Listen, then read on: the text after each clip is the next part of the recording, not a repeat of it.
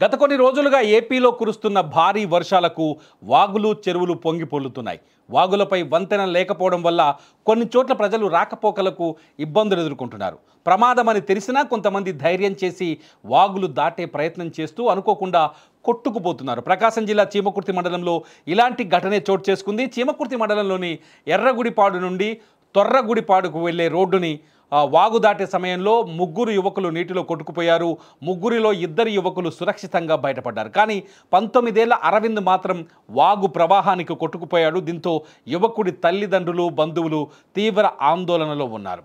చీమకుర్తి మండలంలోని ఎర్రగుడిపాడు నుండి తొర్రగుడిపాడు వెళ్లే రోడ్డులోని వాగు పొంగి పొర్లుతుంది.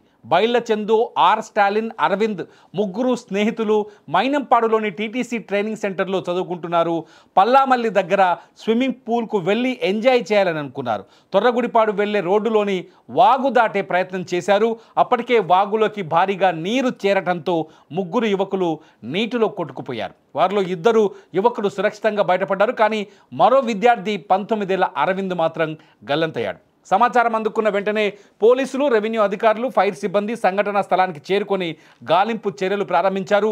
Joint collector Gopalakrishna, Ongole DSP Srinivasarao, RDO Lakshmi Prasanna స్వయంగా ఘటనా స్థలికి చేరుకొని సిబ్బందితో కలిపి ఆ గాలింపు చర్యలను పర్యవేక్షించారు.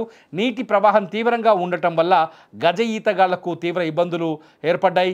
రాత్రి కావడంతో ఉదయం తిరిగి వాగులో వెతకడం మొదలుపెట్టారు. ఈ క్రమంలోనే రెస్క్యూ టీమ్ అరవింద్ మృతదేహాన్ని వాగు నుంచి వెలికి తీసింది. దీంతో అరవింద్ తల్లిదండ్రులు, బంధువులు కన్నీరు మున్నీరుగా విలపిస్తున్నారు. ముదివాగు దగ్గర యాక్చువల్గా అక్కడ మా స్టాఫ్ను కూడా మేము డిప్లాయ్ చేసాము. అయితే ఇద్దరు కూడా ఎవరినైతే డిప్లాయ్ చేస్తాం వాళ్ళిద్దరూ లంచ్కి వెళ్ళడం అనేది జరిగింది. అది కరెక్ట్ కాదు. ఎందుచేతంటే అక్కడ ఆ ప్లేస్లో కంపల్సరీగా పర్సన్ ఉండాలి.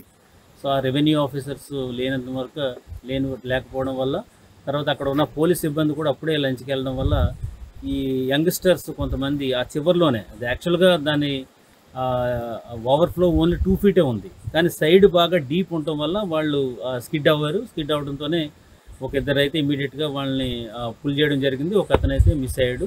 సో దాన్ని కూడా ఇప్పుడు ఎన్డీఆర్ఎఫ్, ఎస్డీఆర్ఎఫ్ వాళ్ళు కూడా వచ్చారు. వాళ్ళందరూ కూడా ఇప్పుడు సెర్చ్ స్టార్ట్ చేశారు.